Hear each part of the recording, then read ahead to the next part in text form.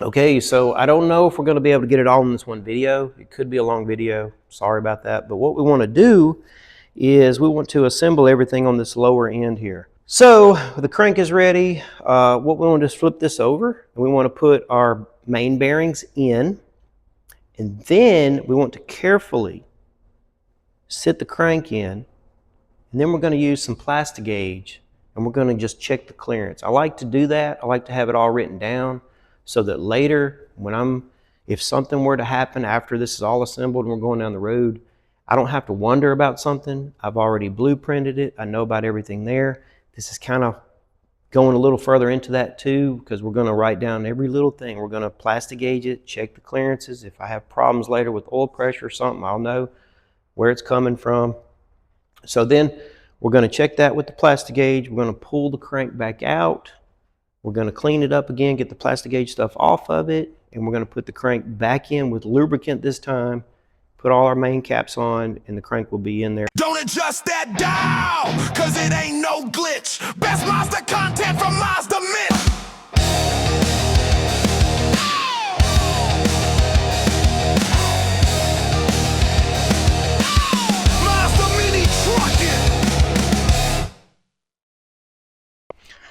Hey guys, welcome back to the channel. If you're new here, I'm MazdaMitch, and what we do here is work on 86 through 93 Mazda pickup trucks. If you've been following along, we've been working on this old truck here, and we're in the middle of an engine rebuild. In the last video, we honed the cylinders. We kind of deglazed them and used the dingleberry ball hone to kind of put a fresh crosshatch in them. And then we cleaned up the block and painted the block. In the video before that, while we were doing that, we were ordering parts, and those have come in. So we'll start with this. Got that, you know, in the video where I was talking about ordering parts, I was talking about breaking it down into ordering several different things so that you would save money instead of ordering one big kit. So I got this water pump in, and it came with it. We wasn't sure if it would come with everything, but it does. It comes with the gasket, and it also comes with the O-ring and this gasket for the water tube on the side of the block. We got our timing component kit, which will bolt to that. Got our oil pump. It comes with its gasket and O-ring and stuff, and it's got a seal in it already. Also, we mentioned before, or I mentioned, that there's nothing wrong with Engine Tech parts. And what I mean by there's nothing wrong with Engine Tech parts is I was saying when I was ordering them that a lot of the times that what I've used before is king bearings. These are bearings, connecting rod bearings and main bearings. And what I said was in that video that I believe Engine Tech makes king bearings. And I had already pulled this back. I don't know if you can see it, but that's the king bearing logo. So these are king bearings. Nothing wrong with ordering Engine Tech. And you can even go so far as to pull the bottom lid open and see it will say KB. That's king bearings made by Engine Tech. So for all you diehards, don't worry about Engine Tech parts. They're generally always good. Another thing I did in that video, I mentioned that I went to the Jim Ellis website and ordered some new dowel pins. And you may be saying, well, what are those dowel pins? What do I need dowel pins for? Well, those dowel pins, they actually go, one goes right here and one goes right here. And that helps you line up your head gasket and your cylinder head so that everything is in line. So if you take those out or you damage one or you're missing one, you don't want to skimp on that. You really want, they're only like $3 a piece. You want to order those new, hammer them in, and that'll help you line up everything. You'll want to do that for sure. And if you'll remember early on when we disassembled the engine and we blueprinted it, we took all our measurements and everything on this crank. It was not in terrible shape, but as you can tell, it looks a lot better now. I did polish the journals like I said I would. Did not make a video on it because there's a lot of videos already on YouTube on how to do that.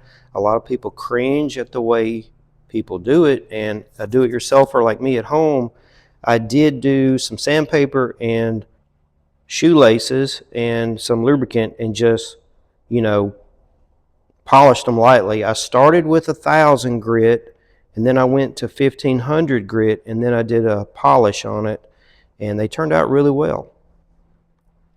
Also, I mic'd it right after, and it did not take anything off, not enough to even matter, so don't be worried about that. I mean, if your crank is in terrible shape, you may have to get more aggressive and start at like 600 or less, but I still don't think you'll take off too much. And in our case here, we're just cleaning this thing up and putting it back together and running with it. So and I mic'd it. It's fine. I did not take hardly anything off. It just cleaned it up really nice and polished it really nice. So let's turn it over.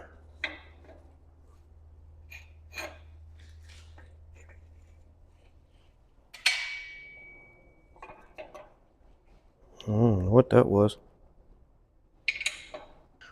Okay, I'm trying to get you a good bird's eye view of everything. Let's just clean everything up a little bit.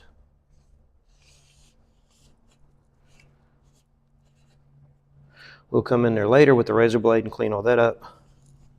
When it's time,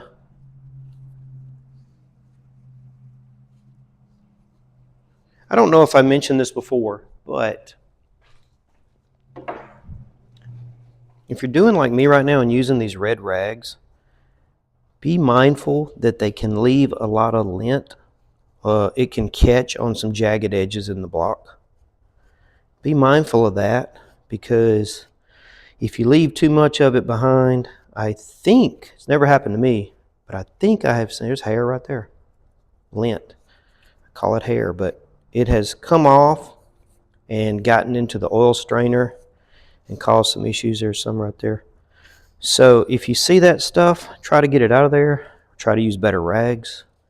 If it's in a spot that you can't get to, you don't have a lot of flammable material in here, you can use a lighter and just try to burn the little fringes off.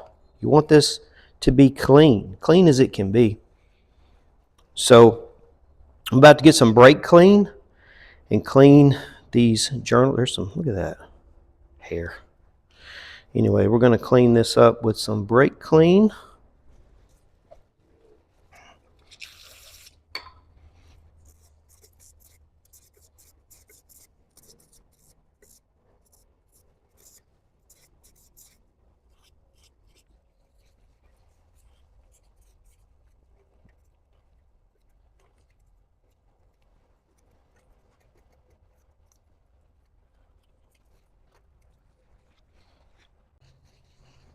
Okay, we're pretty clean.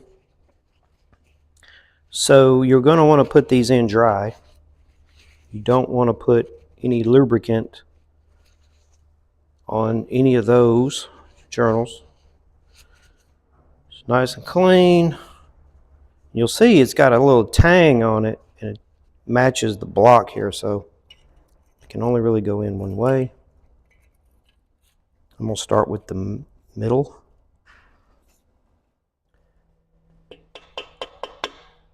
Make sure it's flush. It's all flush, yep.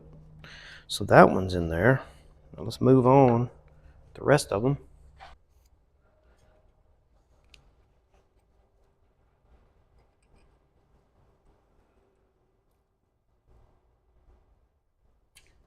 Just lined it up.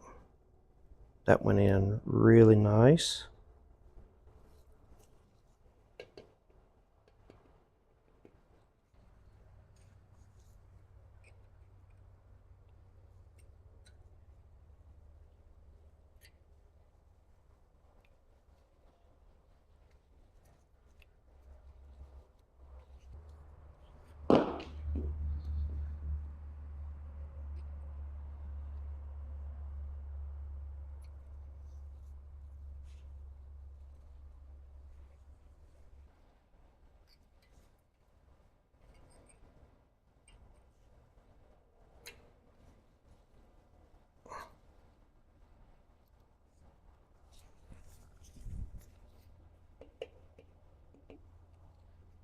Just make sure it's all nice and flush.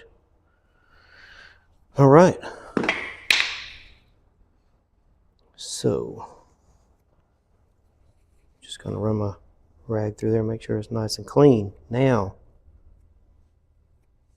normally you would lubricate this, put your crank in, and put your bearings on the main caps and put them in. But we're going to Plastigauge it. So we are going to sit the crank in here gently and not spin it at all. It's very important you do not rotate it. We don't want to scratch anything. We're just going to set it in there.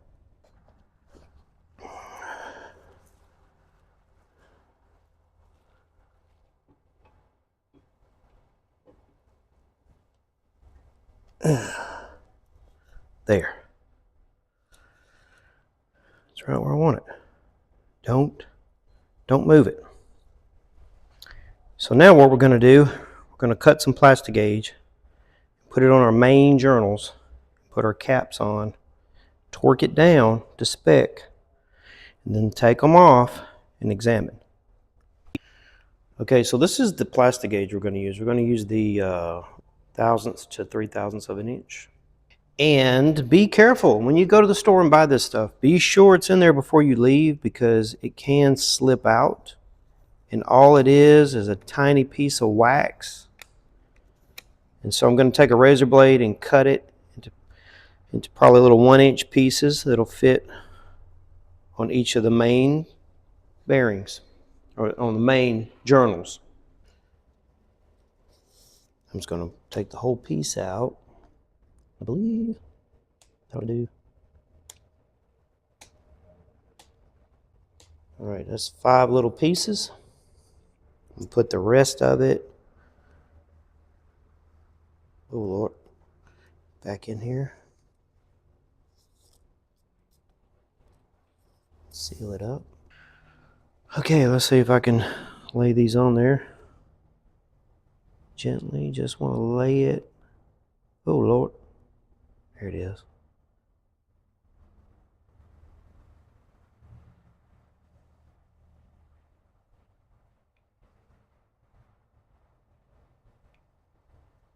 Very gently. I think what I'll do is one at a time, because when I'm torquing things down, I don't want to lose one.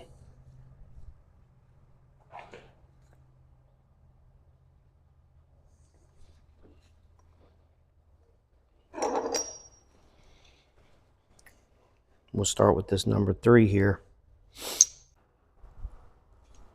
Okay, so I'm going to place my number 3 right down on top. Now the book says you're supposed to lubricate these for proper torque, so we're just going to put a little on there, a little motor oil.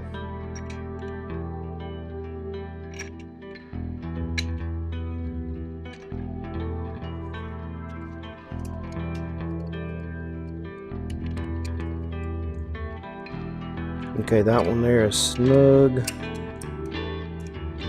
And since I have this one laying there, I want to go ahead and get it in there. And these main caps have arrows pointing to the front of the engine, so of course that's what you want to do.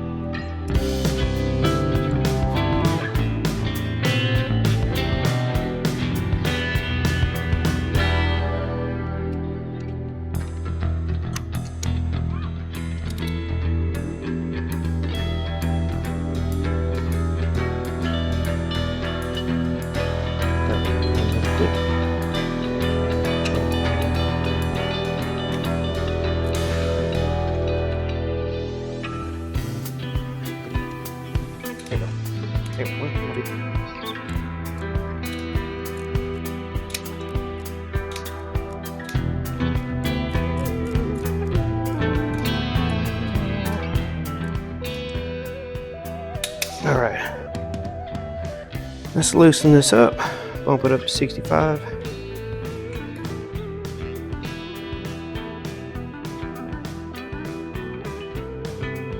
All right, do it again. 1, 2,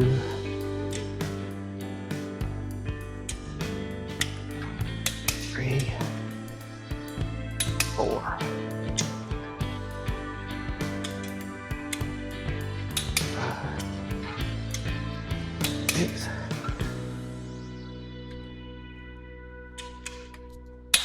It's already tight.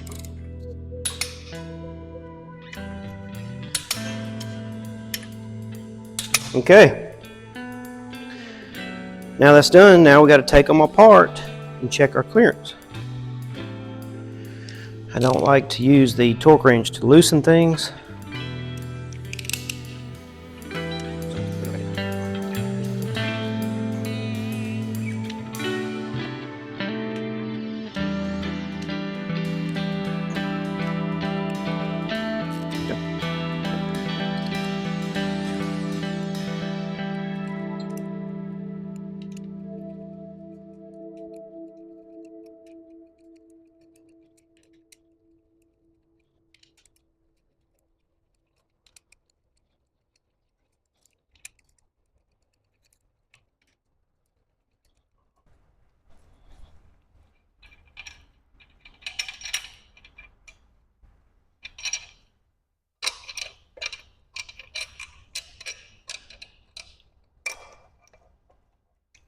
Okay. All right, so we got them all pulled out. We got our marks. Kind of see them. It's going to be easier to read over here on the main caps. So what you'll do, like we'll take these are all in order as they come out. They all look about the same, I'll be honest with you. So you can see, there it is, right? It's right there, and it's not very pressed out. It's not very large. So when you take this, come up on it and measure it, and it looks like we're at 3/1000ths. That's what it's looking like to me. So had it been pushed out a little further, would have been a tighter clearance. So we are at 3/1000ths clearance. Let's see if I can show you on this, if it'll focus, and if I could see it. So basically, it's looking like it's 3/1000ths. It could kind of be, it kind of looks like 2/1000ths. If I get in there, it's kind of I would say it's 2/1000ths clearance. And pretty much all of them are. I've checked them all. And you know, that's to be expected because it's worn and we're going back with standard bearings. It's still going to work out fine. We're going to run 5W40 Rotella. Should be fine. Okay, so ideally, you would want that. Let's see if we can show it out. You would want it to flatten out and be thick like that, be 1/1000th clearance. I checked all of mine, and mine are basically 2/1000ths. Sort of, one of them might have been 3/1000ths, so it's kind of in between. And like I've said before in previous videos, you can go to my website and print out the entire service manual for these trucks. And when I do a certain job, I'll print out a few pages for reference. And in this page here, it does say those are the clearances and stuff for the oil clearance, and generally you want to be around the 1/1000th. Mine was close to maximum. It's in between 2/1000ths and there, so 3/1000. So, you know, it's a backyard rebuild. Wasn't going to send it to the machine shop. We're just going to put it together, clean it up, do the best we can, and send it. It'll be fine. Okay, so when it comes to removing the Plastigauge, it's a wax. And so you may have to use a nice rag with some brake clean and clean it off all of your journals. You don't want to leave any left behind. And so I did that already. I did that for the main caps. Bearings are already in there, of course, done that. Did it on the crank. So now I'm going to gently pick the crank up. I'm not going to rotate it and move it and scratch anything. Pick it up, go put it on the table. Then we're going to lubricate everything and put it in like you would if you did not Plastigauge it. We're just going to put it together. I think I'm just going to grab it like this and pick it up out of there. Do not drop it. Do not drop it.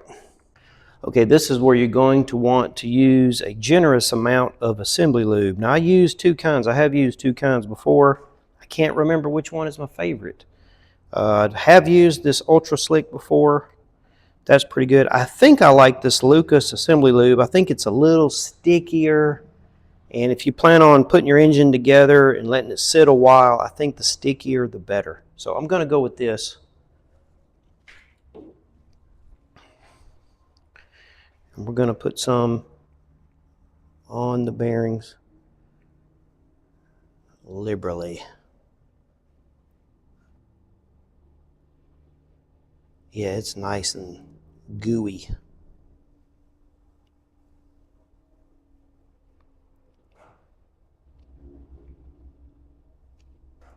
And you know, as I do these videos, it's taken a while to build this engine because I am taking my time and filming it all. And I mean, I've gotten sick a couple of times during this whole process. So this may sit around a minute. So I definitely want it to have enough goo, but it should be fine. Don't worry. If you got enough stuff in there, it'll be fine sitting up for a minute or two. Well, I mean, a minute or two being a month or two or whatever.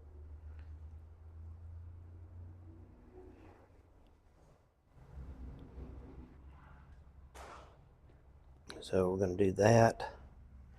Now I'm going to go and put it on the crank journals. I honestly don't think you can use too much. So yeah, it's going on this and the bearings.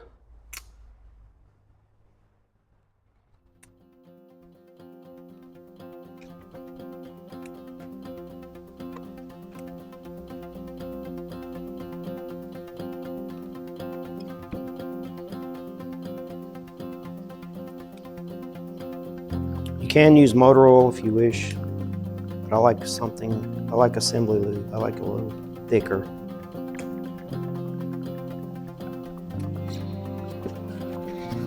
All right, now we're going to go set it in.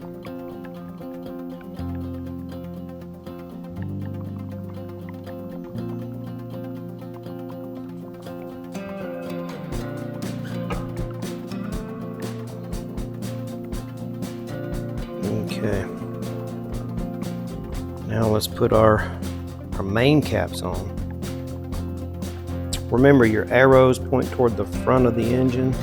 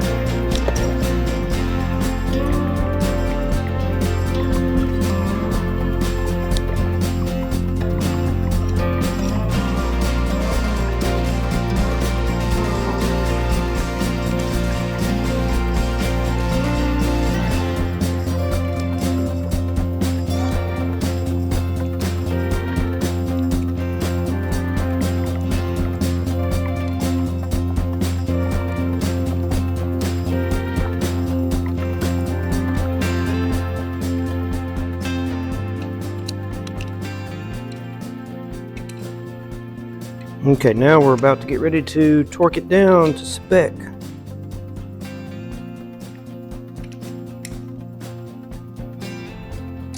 Okay, so we got our torque wrench. We know the end result is 65, but we're going to do it in 2 stages. This time, I'm going to do 40, and then 65, 2 stages.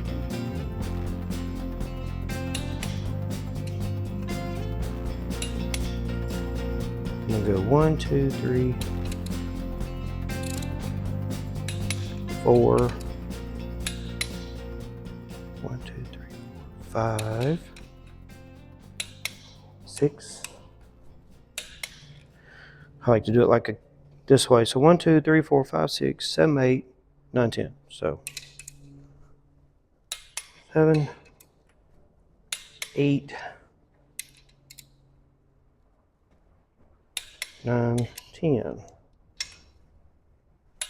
All right, that was easy enough.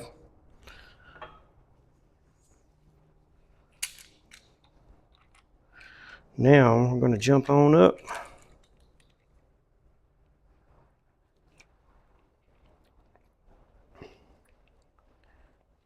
to,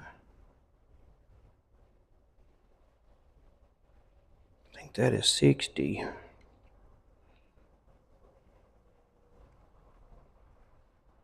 That is 65. You know, now that I think about it, I might have not had it all the way at 65 when I torqued it for the Plastigauge. So the clearance could be a little better. Maybe I didn't get them smashed down enough.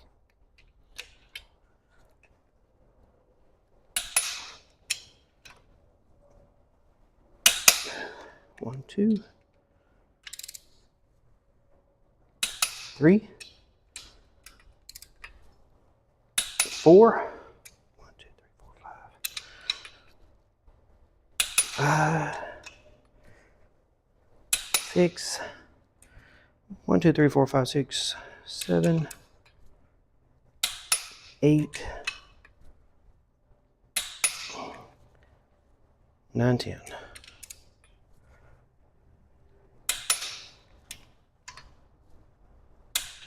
That should do it. And it's nice and smooth. Nice and smooth. Okay, boy, am I glad that that is in there. I've been wanting to get this in for a little while now. So now what we need to do, we need to move on to putting the piston rings on our pistons, putting the bearings in the connecting rods, and let's get the pistons installed in the block. But this video has run a little bit long in the tooth, so we're going to save all of that for the next video. So be sure, hit the like button, hit the subscribe button, and come back and see me in the next video.